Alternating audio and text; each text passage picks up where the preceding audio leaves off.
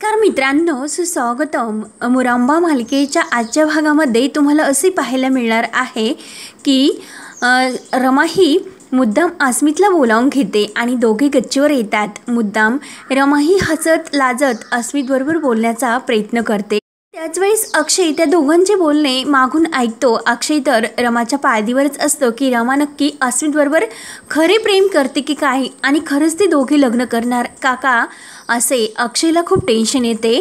तेव्हा रमा मुद्दाम अक्षय मागून हसतो आणि रमा म्हणते की अस्मित, अरे बरं झालं तू आलास, मी केव्हाची तुझी वाटच बघत होते. माझी खूप इच्छा होती की तू यावं म्हणून. अस्मित मात्र खाली मान घालून बघत असतो. तेव्हा रमा म्हणते की अरे अस्मित, तू अगदी बटाट्यासारखा आहे. अस्मित म्हणतो की काय, तर रमा म्हणते की अरे कोलो मोरो रे. अरे खरंच मला खूप छान वाटलं, कारण तू घरातील कुणाची भीती न बाळगली आणि डायरेक्ट तू मला भेटण्यासाठी हे तर मला खूपच आवडले, म्हणून रमा खूप खुश आहे असे अक्षयला दाखवते. तेव्हा अक्षय तर डोकावून हे सर्व ऐकण्याचा प्रयत्न करतच असतो. रमा म्हणते की अरे कसे आहे की मला साडी सर्वात अगोदर तुला दाखवायची होती आणि तू माझी साडी पसंत करावी अशी माझी खूप मनापासून इच्छा होती आणि बरं झालं तू आलास. मला असे नाही वाटत की कुठलाही मुलगा आपल्या होणाऱ्या बायकोसाठी म्हणजे आपलं लग्न होणार आहे, तू माझ्यासाठी एवढं काही करू शकशील. अस्मित तर खुश होत असतो आणि हा असे रमाला उत्तर देत असतो आणि अक्षय तर हे सर्व बघून त्याचा खूपच जळफाट होतो. त्याला तर असे वाटतं की नक्की आता रमा माझ्यापासून दूर गेली. तेव्हा अस्मित जे गुलाबाचं फूल त्याने रमासाठी आणलेलं असतं तर ते दाखवतो. तेव्हा रमा म्हणते की अय्या फूल, अरे अस्मित तू माझ्यासाठी आणलंस. तर अस्मित म्हणतो हो अगं तुझ्यासाठीच घेऊन आलो. तर अक्षयचा आणखीनच जळफळाट होतो. रमा थँक्यू बोलते आणि ते फूल अस्मितला ती आपल्या केसामध्ये लावायला सांगते. अस्मित म्हणतो की काय. अक्षय तर हे बघतो आणि त्याला खूप राग येतो. तेव्हा अस्मित रमाच्या डोक्यामध्ये फूल लावायला म्हणजे केसांना लागतो. तेव्हा अस्मित विचारतो अगं रमा कुठे. रमा म्हणते की अरे इथे कुठे पण लाव. आणि तिकडे रेवाशी लग्न आणि तिच्याबरोबर ते नाटक आणि इकडे तर रमा दूर जाते. मग आता मला सत्य सांगावेच लागेल, रमा माझ्यापासून दूर जायला नको असे अक्षय ठरवतो आणि अस्मित एकमेकांबरोबर खूप खुश आहे असे ते अक्षयला दाखवण्याचा प्रयत्न करतात. अक्षय रागाने त्यांच्या जवळ येतो आणि काय चाललंय असे रागात विचारतो. तेव्हा अस्मित बब फूल फूल असे करतो. तेव्हा अक्षय रागाने म्हणतो की हिला हात लावण्याची तुझी हिंमतच कशी झाली. त्यावेळेस रमा सुद्धा अक्षयकडे रागाने बघत असते आणि मुद्दाम ती रागानेच विचारते की कशी झाली, म्हणजे मी त्याला हिंमत दिली आणि काय हो तुम्हाला कसला प्रॉब्लेम आहे त्याने जर माझ्या डोक्यात फूल लावले असेल तर. तेव्हा अक्षयची तर खूप चिडचिड होते. अक्षय म्हणतो की हो मला प्रॉब्लेम आहे, याने तुझ्या केसामध्ये फूल मारणे हा माझा प्रॉब्लेम आहे. रमा म्हणते की हो ना ते तर दिसतेच, तुम्ही अगदी काट्यासारखे मध्ये आलात. अक्षय म्हणतो की हो येणारच, काट्यासारखा काट्या बनून येणारच, मला हे सर्व नाही चालणार. तेव्हा रमा म्हणते की तो माझा होणारा नवरा आहे, तुम्हाला काय करायचे, तुम्ही कशाला मध्ये मध्ये येतात. तेव्हा अक्षय म्हणतो की सांगू का मी नेमकं तुला काय, कोण लागतो मी तुझा, आपलं नातं काय हे सांगू का. आणि त्याच वेळी शशिकांत तेथे येतो. अगदी बारीक लक्ष त्यांच्यावर ठेवून असतो की अक्षय नक्की काय बोलतो ते. आणि तेव्हा अक्षय लगेच जे काही सत्य आहे ते रमाला सांगायला लागतो. तेव्हा अक्षय सांगायला लागतो की मी तुझा. तर रमा म्हणते की कोण आहात सांगा, का गप्प बसलात.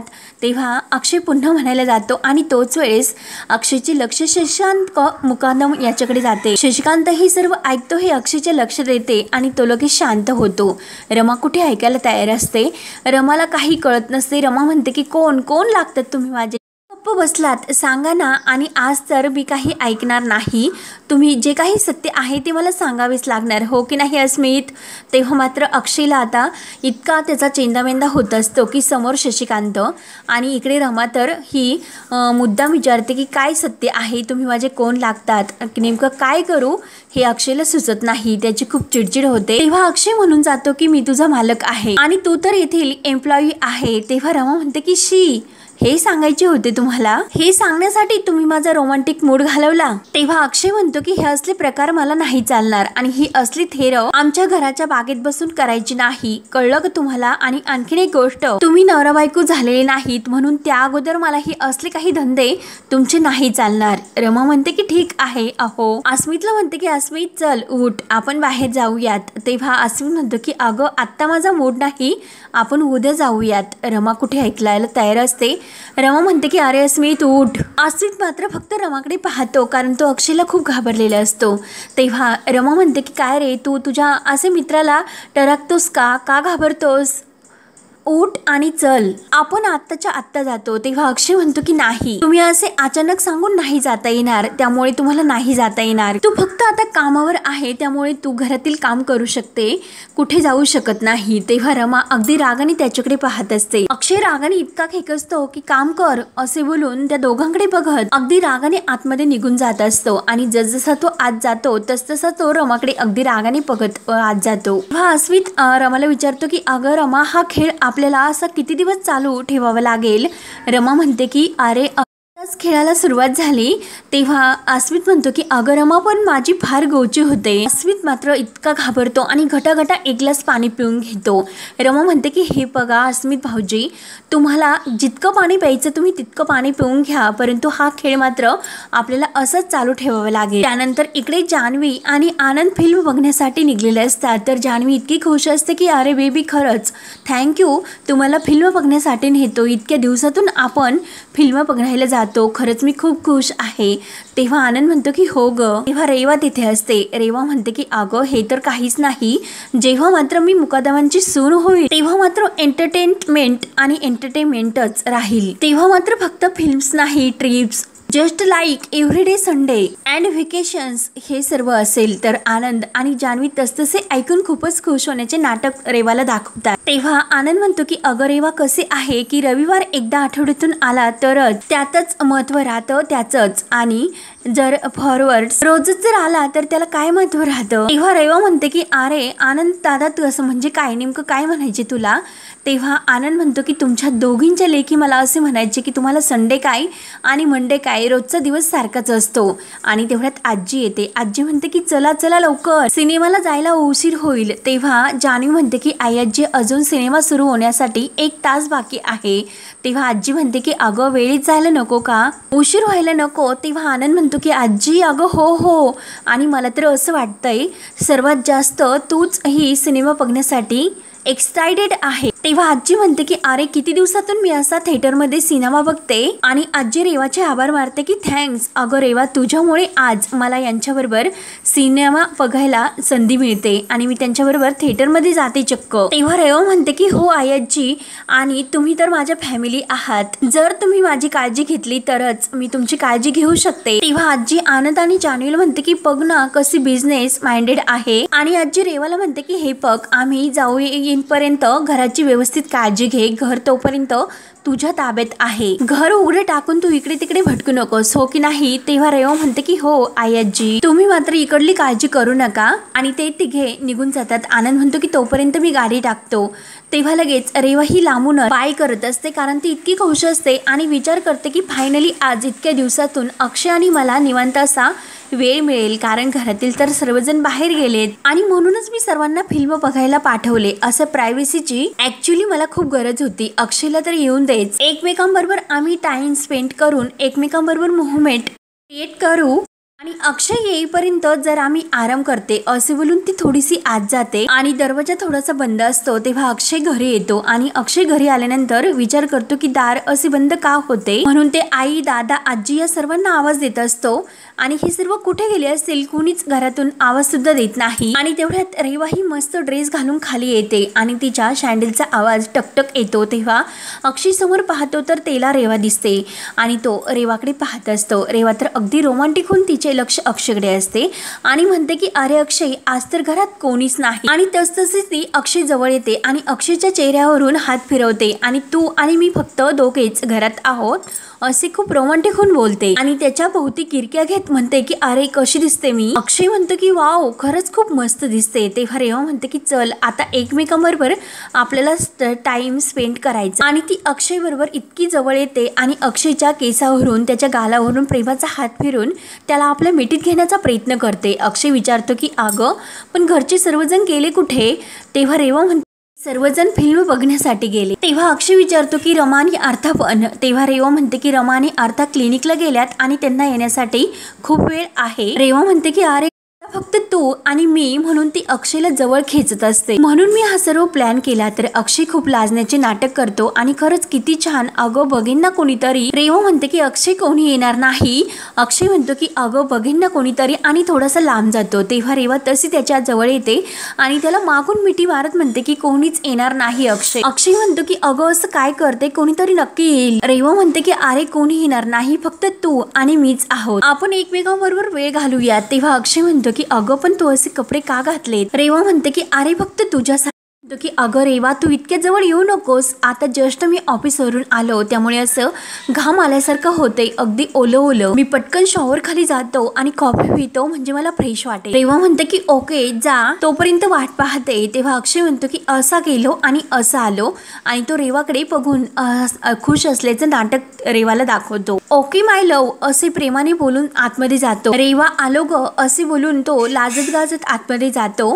रेवा तर खूप खुश होऊन त्याचा लांबून किस घेत असते. तेव्हा अक्षय रूम मध्ये येतो आणि खरंच चायला खरंच किती डोक्याला ताप आहे ही मुलगी. त्यानंतर रेवाने तोपर्यंत आपला टेबल पूर्णपणे सजून ठेवलेला असतो आणि ठिकठिकाणी बलून्स लावलेले असतात आणि अगदी त्या बलून्स मध्ये तिने आपला टेबल ठेवलेला असतो. 2 ग्लास सुद्धा हे तयार केलेले असतात कारण अक्षयला तिला दारू पाजायची असते आणि अक्षयला आवाज देऊन म्हणते की अक्षय कम ऑन. तेव्हा रेवा अक्षयच्या दरवाजाजवळ येते आणि अक्षय अरे अक्षय ये ना बाहेर म्हणून दरवाजा ठोठावू लागते आणि तेवढ्यात दरवाजाची बेल वाजते. तर रेवा म्हणते की आत्ता यावेळेस कोण आले असेल. तेव्हा दरवाजा उघडते तर रमा आणि आर्था घरी येतात. रेवा म्हणते की काय रे काय ग तू आत्ता इथे काय करतेस, कशाला आलीस. रमा ते सर्व पाहते आणि काय रेवा मी काय करते म्हणजे. आर्थाला डोस पाजून झाला माझा. तेव्हा रेवा म्हणते की अगं तू अजून थोडा वेळ थांब, तू आता लगेच येऊ नकोस, थोड्या वेळाने ये आणि जा असे ती रमाला सांगत असते. रमा म्हणते की काय ग तुला वेळ लागले का, तू असे का भरचळतेस ताप आल्यासारखं. आणि रमा तिच्या डोक्याला हात लावून पाहते. अगं रेवा तुला खरंच ताप आला, अगं तापली तू. तेव्हा रेवा म्हणते की मला ताप नाही आला. तर रमा म्हणते की अगं पण तुझे अंग गरम वाटते, मी तुला काय सांगते की आत्ता थोड्या वेळाने येऊ नकोस, तू थोड्या वेळाने ये. तर रमा म्हणते की अगं पण मी कुठे जाऊ. रमा म्हणते की तू वेडी झालीस का, मी कुठेही जाणार नाही. म्हणून रमा आतमध्ये जायला निघते. रेवा तिला म्हणते की अगं 1 मिनिट. रमा म्हणते की काय काय आहे ग तुझं, इतक्या रात्री आर्थाला घेऊन कुठे जाऊ मी. रमा म्हणते की अगं तुला का कसे कळत नाही, तू इतकी आजारी असताना हे सर्व करण्याची तुला काय गरज होती, जा तू तुझ्या रूम मध्ये जाऊन आराम कर. तेव्हा रेवा म्हणते की हे बघ मी आजारी बिजारी कुठे काही नाही, तू एक काम कर आर्थाला घेऊन कुठेतरी बाहेर बगीचात जा किंवा बाजारात जा, तू तिच्याबरोबर खेळ किंवा काहीतरी कर. तेव्हा रमा म्हणते की हे बघ रेवा लहान बाळांना असे रात्री बाहेर घेऊन जात नाही, इतक्या रात्री मी पार्क मध्ये आर्थाला घेऊन कसे जाऊ. रेवा म्हणते की अगं कळत कसं नाही तुला, मला तुला काहीतरी सांगायचं म्हणजे मला आणि अक्षय आमच्या दोघांना प्रायव्हेट स्पेस हवी. तेव्हा रमा म्हणते की अगं पण ते पण घरात. तर रेवा म्हणते की घरातील सर्वजण फिल्म पाहण्यासाठी बाहेर गेलेत, आम्ही घरात दोघेच आहोत आणि हा प्लॅन सुद्धा अक्षयनेच केला होता. रेवा लाजत गाजत म्हणते की आज आम्ही सर्व बंधनं तोडणार आहोत. तसतसे रमाला खूप वाईट वाटते, धक्का सुद्धा बसतो की अक्षय असे वागूच कसा शकतो. रमाला थोडासा संशय येतो. रमा म्हणते की बापरे सगळी बंधनं तोडणार तुम्ही, मला खरंच खूप भीती वाटते, समोर तर अशी वीज कडकताने दिसती मला. रेवा म्हणते की म्हणजे तुला नेमकं काय म्हणायचे. रेवा म्हणते की तू काय बोलते हे मला नाही कळत, पण आत्ता तू यावेळेस बाहेर जा. म्हणून ती रमाला धरते आणि तिला बाहेर काढते. रमा म्हणते की अगं काय करतेस, आणि रेवा काही न ऐकता तिला दरवाजाच्या बाहेर काढून दरवाजा लावून घेते. रमा म्हणते की काय बावळट मुलगी आहे, वातावरण खूप तापलेले दिसते. आणि अर्थाला म्हणते की अर्था अगं तुला कळले ना आत काय चालले ते, मला खरंच खूप भीती वाटते, तुझे काका तर भयंकर अडचणीत आहे, त्या चेटकणीपासून त्याला आपल्याला नक्की वाचवावे लागेल, ती तर बंधनं तोडून टाकणार असे म्हणाली. तेव्हा आता काय करायचे. अर्था मात्र हसत असते. तर रमा म्हणते की अगं हसते काय, काय करायचे ते सांग. आणि त्याच वेळेस चोर पावलांनी सनी इकडे तिकडे बघत मुकदमांच्या घरात एंट्री करतो, त्यामुळे आपण मागच्या दाराने आतमध्ये जाऊ. तेव्हा सनी हे बघतो आणि हा कसला लफडा दिसतोय. रमा तर पुढच्या दाराने न जाता मागच्या दाराने आतमध्ये जाते. नेमकं रमा राणीचा काय लफडा सुरू असेल. आणि एकतर घरात सुद्धा कोणी दिसत नाही आणि गाड्या सुद्धा बाहेर कुणाच्या दिसत नाही, म्हणजे नक्की रमा राणी मला सिग्नल देते की काय. म्हणून सनी खूपच खुश होतो. अगं ए माझ्या रमा राणी मी आलोच, म्हणून सनी सुद्धा रमाच्या मागे यायला लागतो. तेव्हा अक्षय फ्रेश होऊन बाहेर येतो आणि रेवाला विचारतो की कोण होतं. तेव्हा रेवा म्हणते की अरे डोंट नो, अरे सेल्समॅन होता. तेव्हा अक्षय म्हणतो की काय सेल्समॅन, आणि आत्ता यावेळेस रेवा म्हणते की अरे तेच तर मला नाही कळलं की सेल्समॅन इतक्या रात्री कसा येऊ शकतो. मी त्याला पाठवून दिले आणि बाय द वे तू फ्रेश तर झाला ना म्हणून त्याच्या परत जवळ येते. तेव्हा अक्षय म्हणतो की नाही अगं अजून तर कॉफी बाकी आहे. रेवा म्हणते की अरे कॉफी नंतर मी चल तुला फ्रेश करते. तोपर्यंत मागच्या दाराने रमा ही आतमध्ये येते आणि रमाला पाळण्यामध्ये टाकते आणि तेवढ्यात जे टेबलवर चमच्यांचा बॉक्स ठेवलेला असतो तर तो खाली पडतो. रमाचा आवाज रमाला ऐकू येतो. रमा म्हणते की नक्की धडपडले असतील म्हणून रमा धावतच बाहेर येते. तर अक्षय रेवाला म्हणतो की काय रेवा कुठे धडपडते, सगळे चमचे पडले खाली. रेवा त्याचा हात धरते आणि ते सर्व राहून दे असे म्हणून त्याला जेथे तिने टेबल हा सजवलेला असतो तेथे घेऊन येते. रमा मात्र बाहेर येत असते. तर अक्षय म्हणतो की अगं ते सर्व गोळा करतो.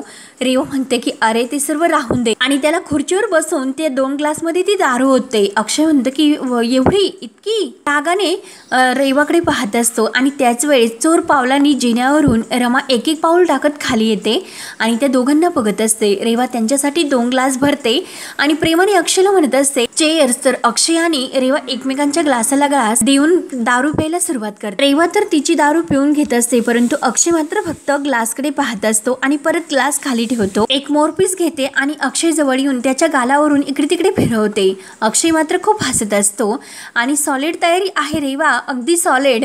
तर रेवा म्हणते की अरे तू हसतेस का. अक्षय म्हणतो की अगं त्याने मला गुदगुले होतात. रमा ही सर्व पाहते आणि ही चेटकिंदर यांच्यावर चेटूक सुद्धा करायला लागली. काही झालं त्याचं हिचं हे प्रेम प्रकरण थांबायलाच पाहिजे, मग नक्की काय करू म्हणून रमा विचार करते. तेव्हा रमाच्या लक्षामध्ये एक प्लॅन येतो आणि रमा लगेच म्हणते की थांब आता हिची बत्ती गुल करते. तेव्हा अक्षय पुन्हा रेवाच्या खुर्चीवर येऊन बसतो आणि खरंच तू सॉलिड असा डेट सारखा प्लॅन आपला केला. तेव्हा रेवा म्हणते की अरे माझा आज मूड आहे, लक्षात आहे ना तुझ्या, अरे रोमांटिक डेट. तेव्हा पुन्हा त्या मोरपिसाने ती अक्षयला गुदगुल्या करायला सुरुवात करते. अक्षयचा मूड अगदी तिच्याकडे वळण्यासाठी. तेव्हा गुलाबाचं फुल हातात घेऊन अक्षयला म्हणते की अरे अक्षय आता फक्त तू आणि मी करत आहोत त्यामुळे आपण एकमेकांवर बरोबर वेळ घालवायचा. आणि ती गुलाबाचं फुल अगदी अक्षयच्या चेहऱ्यावरून फिरवते. अक्षय म्हणतो की बापरे खरंच काय सॉलिड तयारी केलीस तू. अगं ते लोक येतील आणि कुणीतरी उगाच बघेल, कशाला तू इतकं जवळ येण्याचा प्रयत्न करते. रेवा म्हणते की अरे अक्षय कोणी येणार नाही, तू कशाला टेन्शन घेतो. आणि ती अगदी अक्षयच्या जवळ येण्याचा प्रयत्न करते. तेव्हा रमा इकडे मेन फ्यूज जवळ येते आणि ती खुर्ची तिथे ठेवून ती फ्यूजच काढून घेते. तर सर्व लाईट बंद होतात. तर इकडे रेवा आणि अक्षय जवळ असतात. तर अक्षय रेवा म्हणतात की लाईट इतक्या अचानक गेलीच कशी. तेव्हा अक्षय म्हणतो की थांब मी चेक करतो आणि अक्षय लगेच जायला निघतो. तेव्हा रेवा धावतच येते. अक्षय नाही, अरे अक्षय नाही. अक्षय म्हणतो की अगं लाईट तर ऑफ झाला आणि लाईट ऑफ असेल तर मला असा घाम येतो, एसी सुद्धा बंद होतो, खरंच मला खूप असे गदगदल्यासारखं होतंय. आणि हे बघ मग मला जर लाईट सुरू झाली नाही तर मला पुन्हा शॉवर खाली जावं लागेल, फ्रेश व्हावे लागेल आणि पुन्हा सर्व तयारी करून येथे यावे लागेल. तेव्हा रेवा काही अक्षयला सोडायला तयार नसते आणि अक्षयला ती अगदी जवळ येऊन म्हणते की अक्षय अरे अक्षय. आणि ती गुलाबाचं फुल मात्र ती त्याच्या तोंडावर मारत असते. रेवा काही ऐकायला तयार नसते. अरे अक्षय इतका आनंदाचा क्षण आहे, फक्त आपण दोघेच आहोत. तेव्हा अक्षय म्हणतो की थांब मी लगेच जातो, लाईट हा चालू करतो. रेवा म्हणते की हो कर कर नाहीतर आपल्याला गरम होईल. अक्षय म्हणतो की हो ग ऑलरेडी तू इतक्या मेणबत्त्या लावून ठेवल्यास, वातावरण अगदी असे हॉट झालेत, तिकडे येऊ नकोस, तू येथेच थांब. तेव्हा अक्षय कसा बसा बाहेर येतो आणि बाहेर आल्यानंतर तो इतका त्या रेवाला वैतागलेला असतो. खरंच काय नीच बाई आहे ही, नुसता वैताग. नशीब माझं की लाईट गेल्यामुळे मी हिच्या ताब्यातून सुटलो. तेव्हा अक्षय बाहेर येतो आणि खूप खुश होतो कारण तो रेवाच्या तावडीतून मात्र सुटलेला असतो. परंतु रेवा मात्र आता सनीच्या ताब्यात अडकणार असते. तेव्हा हा भाग येथे संपतो. पुढील भागामध्ये चोर पावलाने सनीला असे वाटते की नक्की आतमध्ये रमा एकटीच आहे म्हणून तो इतका खुश असतो. माझी रमाराणी करत तो रेवाजवळ अगदी जवळ येऊन पोहोचतो. रेवाच्या अंगावरून तो मोरपीस तो अलगद फिरवत असतो. रेवाने मात्र डोळे झाकून घेतलेले असतात. तिला हेच माहिती नसतं की हा सनी आहे म्हणून. तिला तर असं वाटतं की हा नक्की अक्षयच आहे आणि तो प्रेमाने तिला इतक्या जवळ घेतोय. आणि तर सनी हा रेवाला रमा समजून तो अगदी तिच्या जवळ आलेला असतो. रेवा तर अखंड स्वप्नामध्ये बुडालेली असते। त्यानंतर गुरुजी दुसऱ्या दिवशी हे घरी येतात आणि लग्नाचा मुहूर्त पाहून सांगतात 9 तारखेचा मुहूर्त अगदी चांगला आहे। ते ऐकून तर पार्वती आजी खुश होते। तर गुरुजी पुढे म्हणतात की पण या दोघांसाठी आणि या दोघांच्या पत्रिकेचा अभ्यास करतात, जर का हे लग्न नक्की व्यवस्थित योग्य वेळेत नाही झाले तर मात्र पुढे वर्षभर थांबावे लागते। तेव्हा शशिकांत खुश होऊन म्हणतो की बच्छड्या, अरे पुढच्या वर्षी 9 तारखेला तुझं लग्न होणार आहे। तेव्हा अक्षय तर खूपच हसतो। रमाला मात्र खूप वाईट वाटत असते आणि अक्षयकडे ती अगदी रडतच पाहत असते की रमाला असे वाटते की नक्की आता हे लग्न होणार आहे। तेव्हा आता रमाला इतके वाईट वाटल्यामुळे अक्षयला सुद्धा ते लक्षात येत राहणार। तेव्हा रमा आणि अक्षय एकमेकांना जे सत्य आहे तर रमा अस्मित बरोबर नाटक करते आणि अक्षय सुद्धा रेवा बरोबर कोणत्या कारणासाठी नाटक करतो हे सत्य तो लवकरच रमाला सर्व काही सांगणार असतो। तेव्हा आता लग्नाचा मुहूर्त सुद्धा निघलेला असतो आणि रेवा तर इकडे सनी बरोबर अगदी खुश असते। तिला तर असे वाटत असते की नक्की हा अक्षयच आहे। तेव्हा आता हा सर्व प्रकारामुळे पुढे काय काय होत राहणार हे पाहण्यासाठी आपल्या चॅनलला नक्की सबस्क्राईब करत राहा। धन्यवाद।